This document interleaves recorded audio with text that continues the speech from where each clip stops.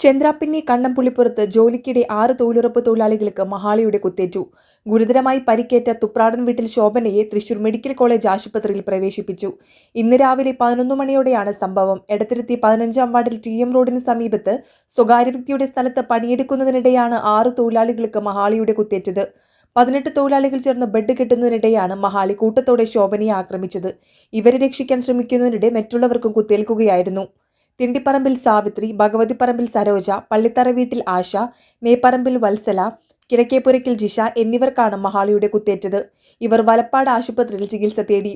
ഗുരുതര പരിക്കേറ്റ തുപ്രാടൻ ശോഭനയെ Thrissur medical college ആശുപത്രിയിലേക്ക് മാറ്റി.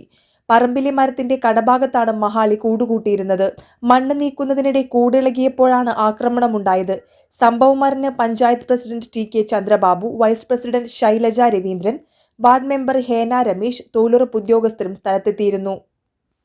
എടത്തിരുത്തി ഗ്രാമപഞ്ചായത്തിലെ 15-ാം വാർഡിലെ